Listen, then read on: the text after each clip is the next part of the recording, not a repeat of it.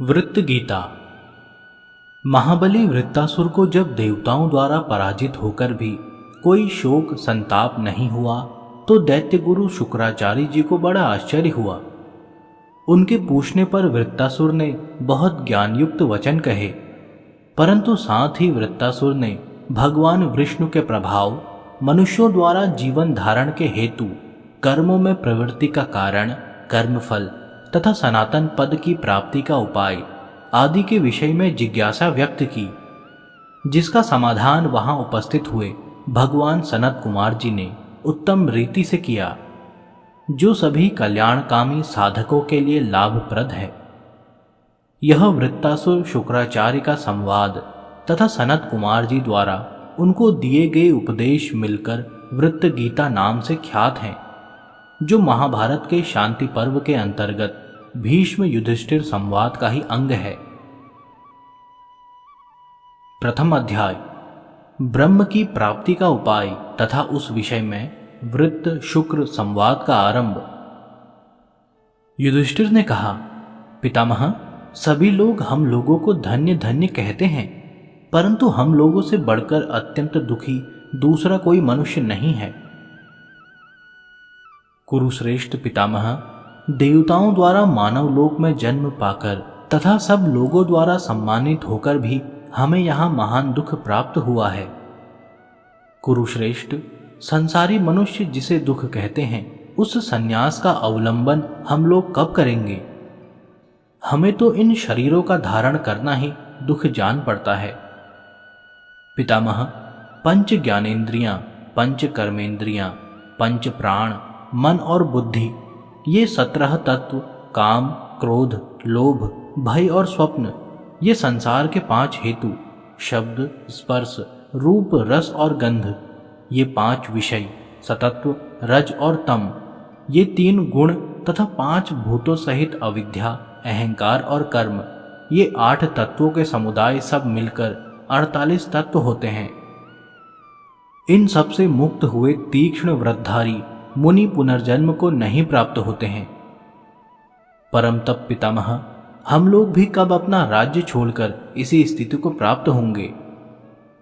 भीष्म जी ने कहा, महाराज, दुख अनंत नहीं है। जगत की सभी वस्तुएं संख्या की सीमा में ही हैं, असंख्य नहीं है। पुनर्जन्म भी नश्वरता के लिए विख्यात ही है। तात्पर्य यह कि इस जगत में कोई भी वस्तु अचल या स्थायी नहीं है। तुम जो ऐसा मानते हो कि ऐश्वर्य दोष कारक होता है, क्योंकि वह आसक्ति का हेतु होने के कारण मोक्ष का प्रतिबंधक है, तो तुम्हारी यह मान्यता ठीक नहीं है, क्योंकि तुम सब लोग धर्म के ज्ञाता हो। स्वयं ही उद्योग करके शम, दम आदि साधनों द्वारा कुछ ही काल में मोक्ष प्राप्त कर सकते हो। नरेश्वर, यह जीवात्मा पुण्य और पाप के फल, सुख और दुख भोगने में स्वतंत्र नहीं है।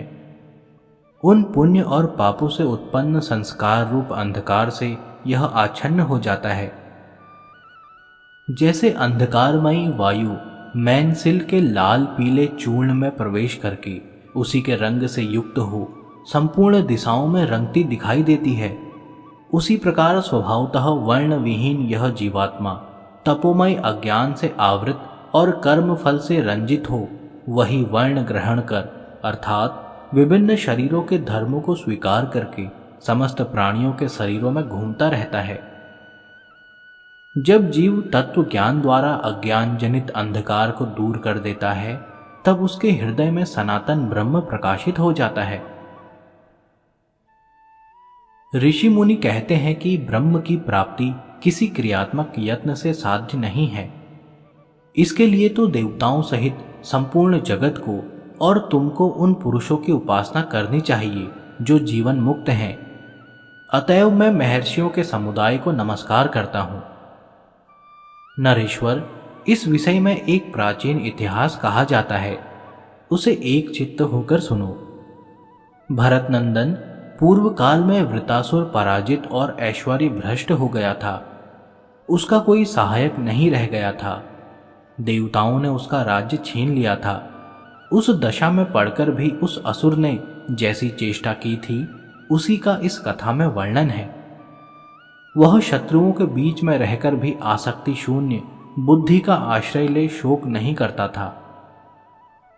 पूर्व काल की बात है, वृत्तासुर को ऐश्वर्य भ्रष्ट हुआ देख शुक्राचार्य ने उससे पूछा, दानवराज, तुम्हें देवताओं ने पराजित कर दिया है, तो भी आजकल तुम्हारे चित्त में किसी प्रकार की व्यथा नहीं है, इसका क्या कारण है?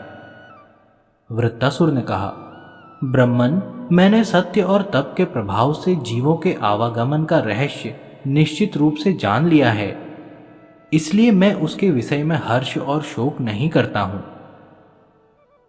काल से प्रेरित हुए जीव अपने पाप कर्मों के फलस्वरूप विवश होकर नरक में डूबते हैं और पुण्य के फल से वे सब के सब स्वर्ग लोक में जाकर वहां आनंद भोगते हैं, ऐसा मनीषी पुरुषों का कथन है।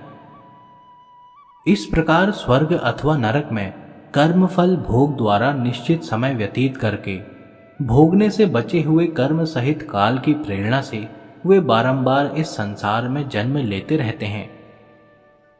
कामनाओं के बंधन में बंधकर विवश हुए कितने ही जीव सहस्त्रों बार तिर्यक योनि तथा नरक में पड़कर पुनः वहां से निकलते हैं। इस प्रकार मैंने सभी जीवों को जन्म मरण के चक्कर में पड़ा हुआ देखा है। शास्त्र का भी ऐसा सिद्धांत है कि जैसा कर्म होता है वैसा ही फल मिलता है। प्राणी पहले ही सुख दुख तथा प्रिय और अप्रिय विषयों में विचरण करके कर्म के अनुसार नरक, तिर्यक योनि, मनुष्य योनि अथवा देव योनि में जाते हैं। समस्त जीव जगत विधाता के विधान से ही परिचालित हो सुख दुख पाता है और समस्त प्राणी सदा चले हुए मार्ग पर ही चलते हैं। जो काल नाम से प्रसिद्ध एवं सृष्टि और पालन के परम आश्रय हैं, उन परमात्मा का प्रतिपादन करते हुए वृत्तासुर की बात सुनकर भगवान शुक्राचार्य ने उससे कहा, तात, तुम तो बड़े बुद्धिमान हो, फिर ये असुर भाव के विपरीत दोषयुक्त निरर्थक वचन कैसे कह रहे हो? वृत्तासुर ने कहा, ब्रह्मन, आपने तथा दूसरे मनीषी महानुभावों ने यह तो प्रत्यक्ष देखा है कि मैंने पहले विजय के लाभ से बड़ी भारी तपस्या की थी। मैं बल में बहुत बड़ा चढ़ा था, अतः मैंने अपने ही तेज से तीनों लोकों पर आक्रमण करके दूसरे प्राणियों को धूल में मिलाकर उनके उपभोग की गंध और रस आदि विविध वस्तुएं छीन ली थी। मेरे शरीर से आग की लपटें निकलती थी और मैं ज्वाला मालाओं से घिरकर सदा आकाश में निर्भय विचरता हुआ समस्त प्राणियों के लिए अजेय हो गया था। भगवन, इस प्रकार मैंने तपस्या के प्रभाव से जो ऐश्वर्य प्राप्त किया था वह मेरे अपने ही कर्मों से नष्ट हो गया। तथापि मैं धैर्य धारण करके उसके लिए शोक नहीं करता हूं। महामनस्वी पुरुष प्रवर देवराज इंद्र जब युद्ध की इच्छा से मेरे सामने आए, उस समय उनके साथ उन्हीं की सहायता के लिए आए हुए सबके प्रभु भगवान श्री नारायण हरि का मैंने दर्शन किया था। वे भगवान वैकुंठ, पुरुष, अनंत, शुक्ल, विष्णु, सनातन, मुंजकेश तथा संपूर्ण भूतों के पितामह हैं। भगवान, अवश्य ही मेरी उस तपस्या का कोई अंश अब भी शेष रह गया है, अतः मैं उस कर्मफल के विषय में प्रश्न करना चाहता हूं। अणिमा आदि ऐश्वर्य और महद ब्रह्म किस वर्ण में प्रतिष्ठित हैं तथा वह उत्तम ऐश्वर्य कैसे नष्ट हो जाता है? प्राणी किस हेतु से जीवन धारण करते हैं तथा किस कारण से कर्मों में प्रवृत्त होते हैं? जीव किस परम फल को पाकर अविनाशी एवं सनातन रूप से प्रतिष्ठित होता है? विप्रवर, किस कर्म अथवा ज्ञान से उस फल को प्राप्त किया जा सकता है, यह मुझे बताने की कृपा करें। राजसिंह, पुरुष प्रवर युधिष्ठिर, उसके ऐसा प्रश्न करने पर मुनिवर शुक्राचार्य ने उस समय उसे जो उत्तर दिया उसे मैं बता रहा हूं। तुम अपने भाइयों के साथ एकाग्र चित्त होकर सुनो। वृत्त गीता, दूसरा अध्याय। वृत्तासुर को सनत कुमार का अध्यात्म विषयक उपदेश देना और उसकी परम गति तथा भीष्म द्वारा युधिष्ठिर की शंका का निवारण। शुक्राचार्य ने कहा, तात, आकाश सहित यह सारी पृथ्वी जिनकी भुजाओं के बल पर स्थित है, महान प्रभावशाली उन भगवान विष्णुदेव को नमस्कार है। दानव श्रेष्ठ, जिनका मस्तक और स्थान भी अनंत है, उन भगवान विष्णु का उत्तम महात्म्य मैं तुम्हें बताऊंगा। शुक्राचार्य और वृत्तासुर में ये बातें हो ही रही थी कि वहां महामुनि धर्मात्मा सनत कुमार उनके संशय का निवारण करने के लिए आ पहुंचे।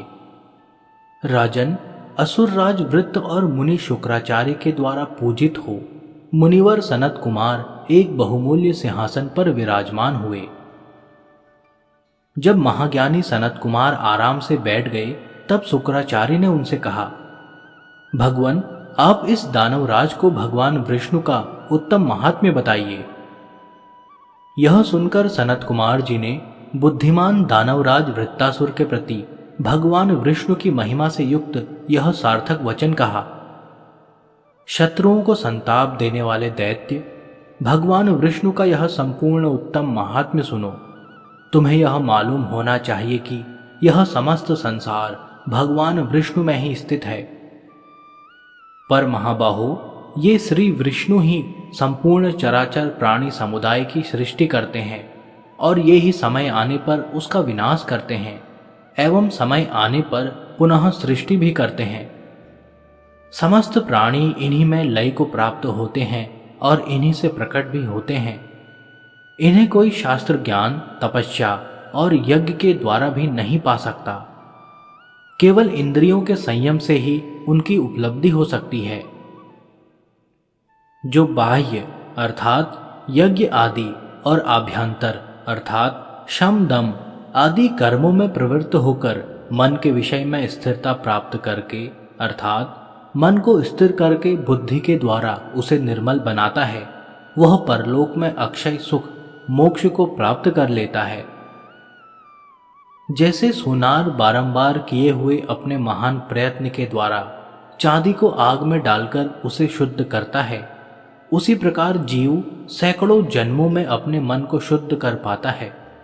परंतु इस यज्ञ आदि और शम दम आदि कर्मों द्वारा यदि वह महान प्रयत्न करे तो एक ही जन्म में शुद्ध हो जाता है। जैसे अपने शरीर में लगी हुई थोड़ी सी धूल को मनुष्य साधारण चेष्टा से खेल खेल में ही झाड़ पोंछ देता है, उसी प्रकार बारंबार किए हुए महान प्रयत्न से वह अपने राग द्वेष आदि दोषों को भी दूर कर सकता है। जैसे थोड़े से पुष्प एवं माला द्वारा वासित किया हुआ तिल और सरसों का तेल अपनी गंध नहीं छोड़ता है, उसी प्रकार थोड़े से प्रयत्न से न तो दोष दूर होते हैं और न सूक्ष्म ब्रह्म का साक्षात्कार ही हो पाता है। वही तिल या सरसों का तेल बहुत से सुगंधित पुष्पों द्वारा बारंबार वासित होने पर अपनी गंध को छोड़ देता है और उस फूल की गंध में ही स्थित हो जाता है। उसी प्रकार सैकड़ों जन्मों में स्त्री पुत्र आदि के संसर्ग से युक्त तथा सतत्व रज और तम इन तीनों गुणों द्वारा प्रवर्तित दोष समूह बुद्धि तथा अभ्यास जनित यत्न से निवृत्त हो पाता है। दनुनंदन, कर्म से अनुरक्त और कर्म से विरक्त होने वाले प्राणी समूह जिस प्रकार राग और विराग के हेतुभूत विभिन्न कर्मों को प्राप्त होते हैं, वह सुनो। प्रभो, जिस प्रकार वे कर्म में प्रवृत्त होते तथा जिस निमित्त से उसमें स्थित होते हैं और जिस अवस्था में उससे निवृत्त हो जाते हैं, वह सब मैं तुम्हें क्रमशः बताऊंगा। तुम उसे एकाग्र चित्त होकर सुनो। श्रीमान भगवान नारायण हरि आदि और अंत से रहित हैं। वे ही चराचर प्राणियों की रचना करते हैं। वे ही संपूर्ण प्राणियों में क्षर और अक्षर रूप से विद्यमान हैं। 11 इंद्रियों का जो वैकारिक सर्ग है, वह भी उन्हीं का स्वरूप है। वे अपनी चैतन्यमयी किरणों द्वारा संपूर्ण जगत में व्याप्त हो रहे हैं। दैत्यराज, पृथ्वी को भगवान विष्णु के दोनों चरण समझो, स्वर्ग लोक को मस्तक जानो। ये चारों दिशाएं उनकी 4 भुजाएं हैं। आकाश कान है, तेजस्वी सूर्य उनका नेत्र है, मन चंद्रमा है, बुद्धि अर्थात महत तत्व उनकी नित्य ज्ञान वृत्ति है और जल रसनेन्द्रिय है। दानव प्रवर संपूर्ण ग्रह उनकी दोनों बाहों के बीच में स्थित हैं। नक्षत्र मंडल नेत्रों से प्रकट हुआ है। दनुनंदन, यह पृथ्वी उनके दोनों चरणों में स्थित है। उन्हें तुम संपूर्ण भूत स्वरूप इस जगत का आदि कारण और परमेश्वर समझो। रजोगुण, तमोगुण और सतत्व गुण, इन तीनों को नारायणमय ही मानो। तात समस्त आश्रमों का फल वे ही हैं।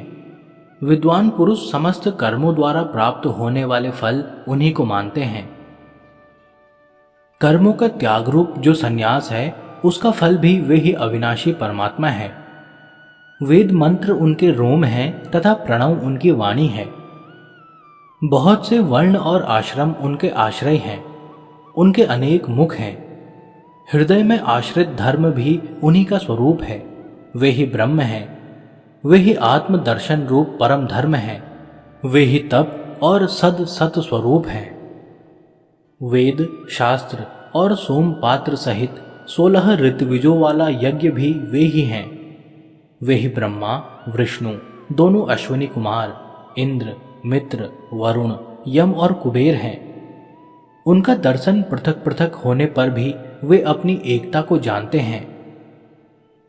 तुम भी इस संपूर्ण जगत को एक परमात्मा देव के ही अधीन समझो। दैत्यराज, अनेक रूपों में प्रकट हुए उन परमात्मा की एकता का यह वेद प्रतिपादन करता है।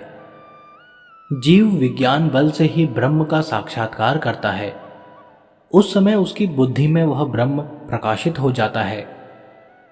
कितने ही जीव करोड़ों कल्पों तक स्थावर रूप से एक स्थान में स्थित रहते हैं और कितने ही उतने समय तक इधर उधर विचरते रहते हैं। दैत्य प्रवर, प्रजा की सृष्टि का परिमाण कई हजार बावड़ियों की संख्या के समान है। वे सारी बावड़ियां 500 योजन चौड़ी, 500 योजन लंबी और एक एक कोस गहरी हों। गहराई इतनी हो कि कोई उनमें प्रवेश न कर सके। तात्पर्य यह कि प्रत्येक बावड़ी बहुत लंबी चौड़ी और गहरी हो।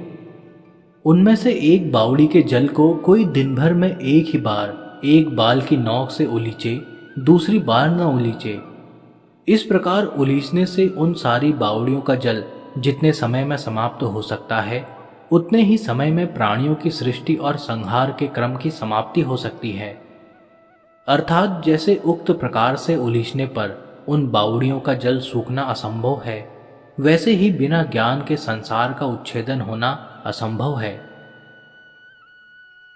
प्राणियों के वर्ण 6 प्रकार के हैं: कृष्ण, धूम्र, नील, रक्त, हरिद्रा अर्थात पीला और शुक्ल। इनमें से कृष्ण, धूम्र और नील वर्ण का सुख मध्यम होता है। रक्त वर्ण विशेष रूप से सहन करने योग्य होता है। हरिद्रा की सी कांति सुख देने वाली होती है और शुक्ल वर्ण अत्यंत सुखदायक होता है। दानवराज, शुक्ल वर्ण निर्मल, शोकहीन, परिश्रम शून्य होने के कारण सिद्धि कारक होता है। दितिकुल नंदन, जीव सहस्त्रों योनियों में जन्म ग्रहण करने के बाद मनुष्य योनि में आकर कभी सिद्धि लाभ करता है।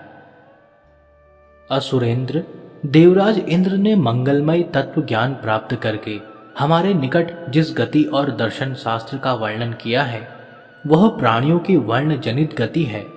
अर्थात शुक्ल वर्ण वालों को वही सिद्धि प्राप्त होती है। वह वर्ण कालकृत माना गया है। दैत्य प्रवर, इस जगत में समस्त जीव समुदाय की परागति 14 लाख बताई गई है। 5 कर्मेंद्रियां, 5 ज्ञानेंद्रियां तथा मन, बुद्धि, चित्त और अहंकार, ये 14 कारण हैं।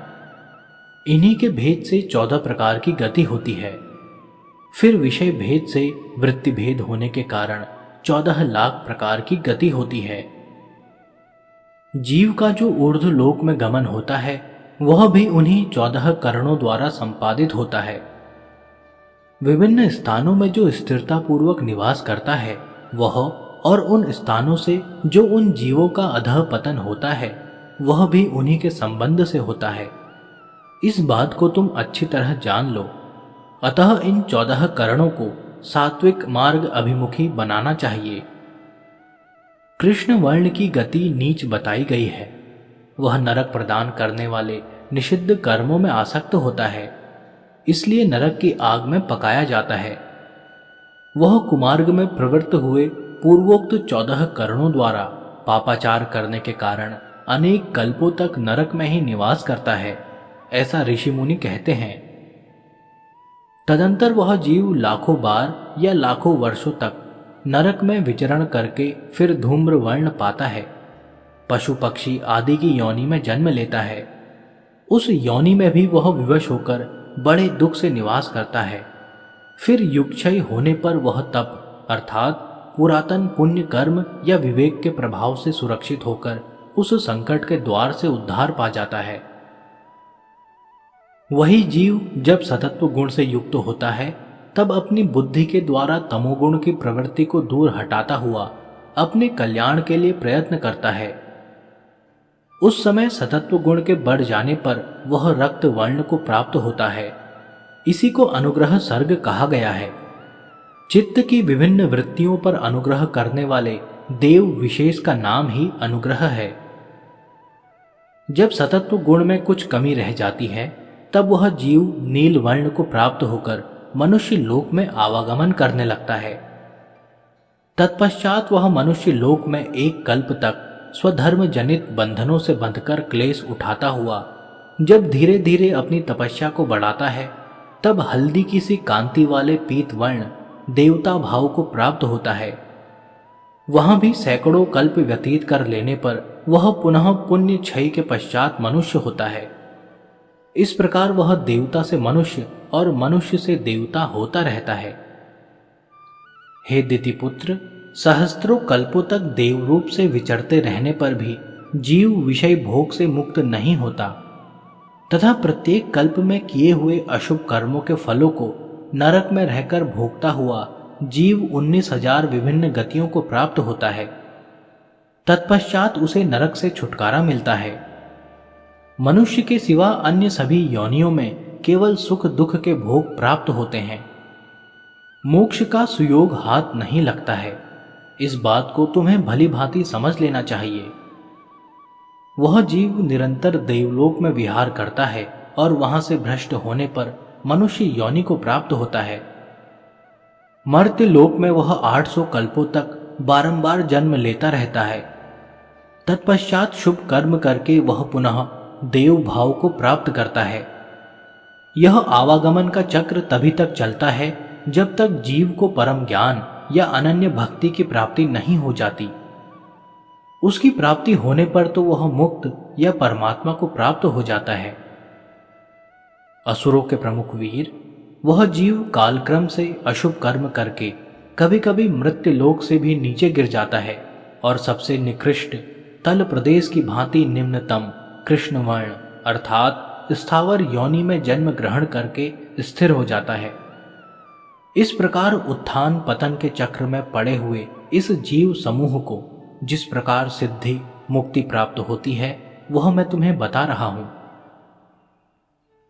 क्रमशः रक्त वर्ण अर्थात अनुग्राहक देवता, हरिद्रा वर्ण अर्थात देवता तथा शुक्ल वर्ण अर्थात सनकादि कुमारों जैसा सिद्ध शरीरधारी होकर वह जीव बारी बारी से 700 दिव्य शरीरों का आश्रय ले भू आदि 7 उत्तम उत्तम लोकों में विचरण करके पूर्व पुण्य के प्रभाव से वेग पूर्वक विशुद्ध ब्रह्मलोक में चला जाता है।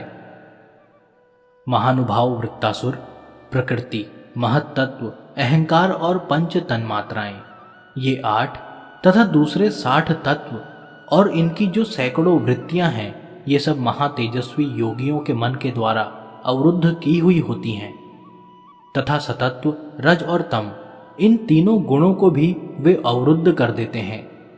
अतः शुक्ल वर्ण वाले सनकादियों के समान सिद्ध पुरुष को जो उत्तम गति प्राप्त होती है वही उन योगियों को मिलती है। वे परम गति छठे शुक्ल वर्ण के साधक को मिलती है। उसे पाने का अधिकार भ्रष्ट करके भी जो असिद्ध हो रहा है एवं जिसके समस्त पाप नष्ट हो चुके हैं, ऐसा योगी भी यदि योग जनित ऐश्वर्य के सुख भोग की वासना का त्याग करने में असमर्थ है तो वह न चाहने पर भी एक कल्प तक अपनी साधना के फलरूप मह, जन, तप और सत्य इन चारों लोकों में क्रमशः निवास करता है और कल्प के अंत में मुक्त हो जाता है। किंतु जो भली भांति योग साधन में असमर्थ है, वह योग भ्रष्ट पुरुष 100 कल्पों तक ऊपर के 7 लोकों में निवास करता है। फिर बचे हुए कर्म संस्कारों के सहित वहां से लौटकर मनुष्य लोक में पहले से बढ़कर महत्व संपन्न हो मनुष्य शरीर को पाता है। तदंतर मनुष्य योनि से निकलकर वह उत्तरोत्तर श्रेष्ठ देव आदि योनियों की ओर अग्रसर होता है एवं 7 लोकों में प्रभावशाली होकर 1 कल्प तक निवास करता है। फिर वह योगी भू आदि 7 लोकों को विनाशशील क्षण भंगुर समझकर पुनः मनुष्य लोक में भली भांति अर्थात शोक मोह से रहित होकर निवास करता है। तदंतर शरीर का अंत होने पर वह अव्ययी अर्थात अविनाशी या निर्विकार एवं अनंत अर्थात देश काल और वस्तुकृत परिच्छेद से शून्य स्थान परम ब्रह्म पद को प्राप्त होता है।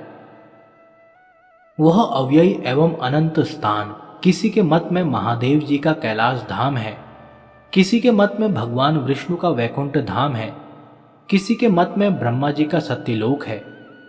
कोई उसे भगवान शेष या अनंत का धाम बताते हैं, कोई वह जीव का ही परम धाम है ऐसा कहते हैं, और कोई उसे सर्वव्यापी चिन्मय प्रकाश से युक्त पर ब्रह्म का स्वरूप बताते हैं। ज्ञान अग्नि के द्वारा जिनके सूक्ष्म स्थूल और कारण शरीर दग्ध हो गए हैं, वे प्रजाजन अर्थात योगी लोग प्रलय काल में सदा परब्रह्म परमात्मा को प्राप्त होते हैं एवं जो ब्रह्मलोक से नीचे के लोकों में रहने वाले साधनशील दैवी प्रकृति से संपन्न साधक हैं, वे सब परब्रह्म को प्राप्त हो जाते हैं। प्रलय काल में जो जीव देव भाव को प्राप्त थे, वे यदि अपने संपूर्ण कर्म फलों का उपभोग समाप्त करने से पहले ही लय को प्राप्त हो जाते हैं, तो कल्पांतर में पुनः प्रजा की सृष्टि होने पर वे शेष फल का उपभोग करने के लिए उन्हीं स्थानों को प्राप्त होते हैं जो उन्हें पूर्व कल्प में प्राप्त थे।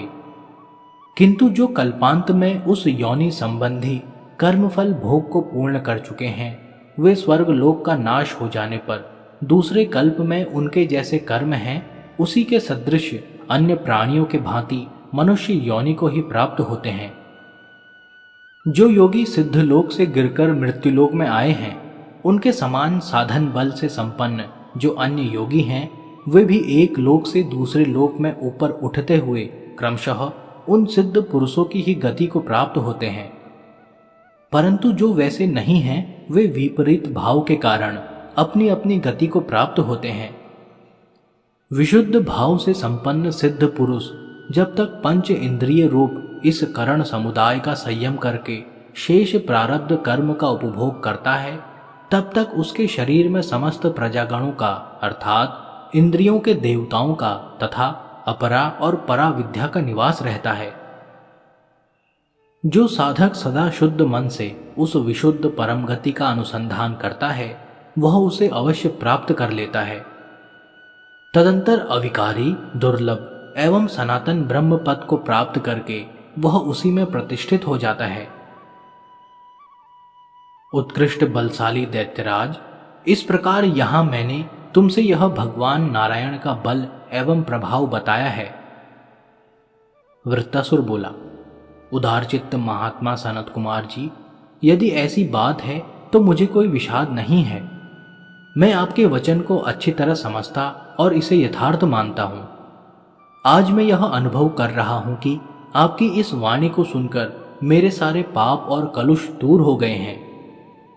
भगवान महर्षि महातेजस्वी अनंत एवं सर्वव्यापी भगवान विष्णु का यह अमित शक्तिशाली संसार चक्र चल रहा है।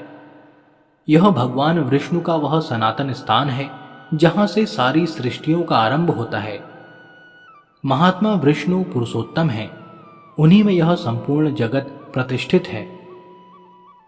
भीष्म जी कहते हैं, कुंती नंदन, ऐसा कहकर वृत्तासुर ने अपने आत्मा को परमात्मा में लगाकर उन्हीं का ध्यान करते हुए प्राण त्याग दिए और परमेश्वर के परम धाम को प्राप्त कर लिया। युधिष्ठिर ने पूछा, पितामह, पूर्व काल में महात्मा सनत कुमार ने वृत्तासुर से जिनके स्वरूप का वर्णन किया था, वे भगवान विष्णु ये हमारे जनार्दन श्री कृष्ण ही तो हैं।